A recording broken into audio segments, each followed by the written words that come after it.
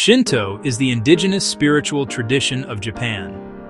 Its origins are exceptionally old, stretching back into the unrecorded past of the Japanese archipelago.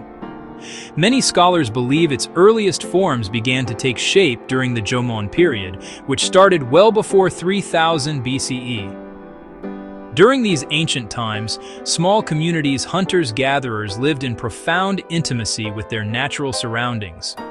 They perceived the world not as an inert collection of resources, but as a place teeming with vibrant, unseen forces. These early people felt a deep and abiding connection to the mountains, rivers, forests, seas, seeing a sacred quality in the very landscape itself. This worldview gave rise to the central concept of Shinto, the existence of kami. Kami are the spirits, or divine energies that inhabit the natural world. They are not distant, omnipotent gods in the way some other major religions conceive of divinity. Instead, kami are immanent powers that can be found in remarkable and awe-inspiring natural phenomena.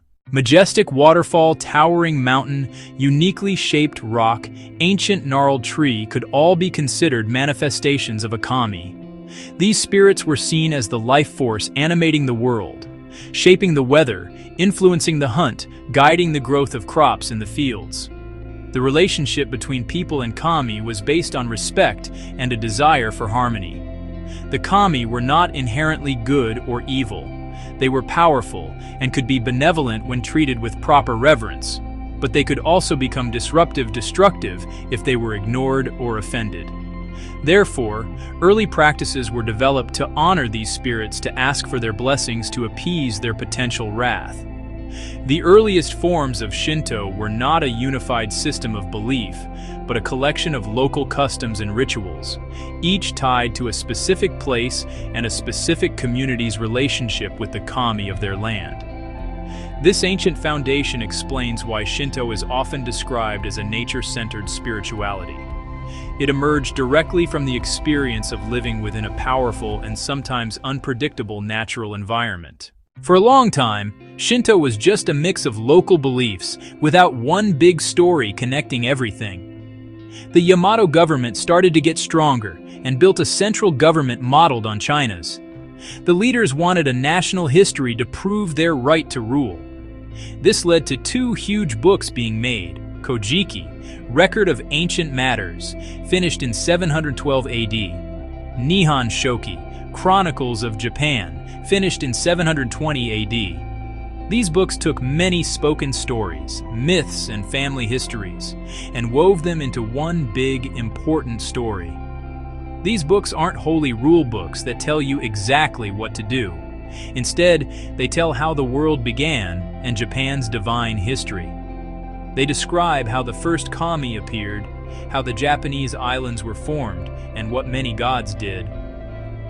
A very important part of this story is Amaterasu Omikami, the sun kami, and the most important god in Shinto.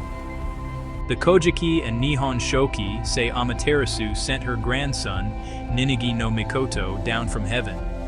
His great-grandson is said to be Jimmu, the first legendary emperor of Japan.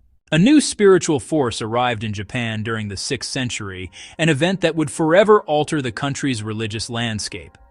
Buddhism was introduced to the Japanese court from Baekje, dated around 538 or 552 CE. Buddhism brought a sophisticated philosophical system, complex scriptures, a rich artistic tradition, a monastic structure. It offered answers to suffering, death, the afterlife.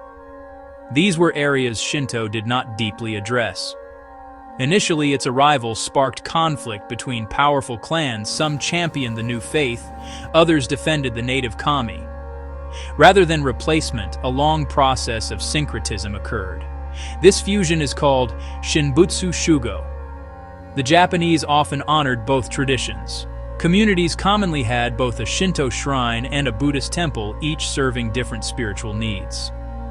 Shinto rituals handled births, weddings, agricultural festivals.